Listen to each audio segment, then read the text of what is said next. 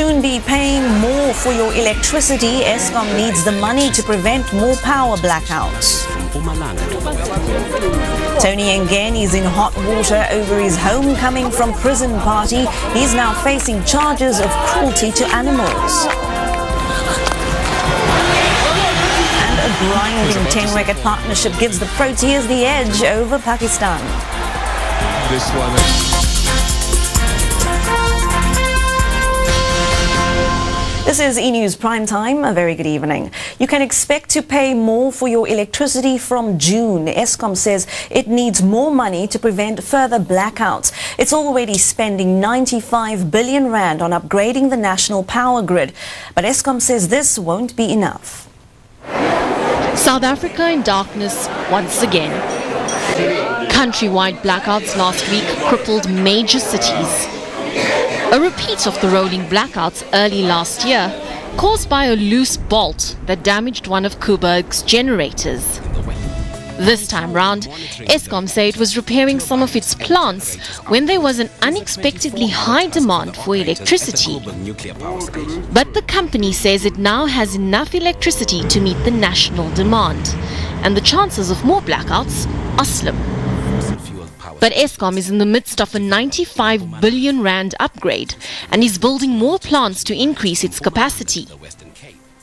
It says it's going to need even more money to maintain this infrastructure, which means you're going to have to pay more for your power. The price increase last year was CPI plus 1%, and the National Energy Regulator of South Africa has approved a similar increase over the next 2 years. That increase is expected to be implemented by June. So if your annual electricity bill is 3,000 rand, you'll be paying 138 rand more a year, or an extra 11 rand 50 a month. But Lennon says the real challenge is to get consumers to become more energy efficient. Eskom says it expects the power supply to be uninterrupted this week, but last week's countrywide blackouts have made the nation jittery. Many businesses lost money because they were unable to operate. And despite Eskom's best reassurances, it has raised some doubt as to whether South Africa can successfully host the 2010 World Cup. Calais Nair, E-News, Johannesburg. 10 suspected abalone smugglers are behind bars tonight. Gauteng police rounded them up in 2 separate raids and nabbed stolen abalone worth 10 million rand. Now, most of the suspects were caught at a house near Krugersdorp, the others in Randburg. Police reckon they're part of an international smuggling syndicate. At least 2 of those arrested are Chinese. There's a huge lucrative market for abalone in the Far East. Police believe the abalone found in the raids came from the Western Cape.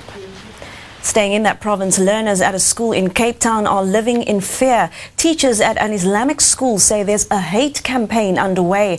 They claim they're being constantly harassed by neighbors who are trying to force the school to close. Apparently this is just too much for some people around here. Irate neighbors have been trying to have the Nurul Islamic School closed since it opened in 2002. And the municipality supports them, claiming that some of the land isn't meant for a school. Recently, though, it's all turned very sinister. We've had a pig's head placed before the school's gate.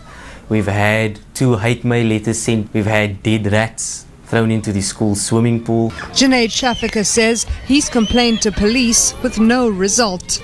Police say they can't confirm there's been a complaint.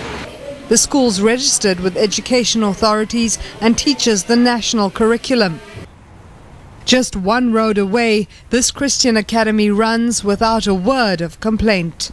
So what's the problem with the Nurul Islamic School? No, it's too much noise and stuff like that. They expropriated the property and they've opened a school where there shouldn't be a school.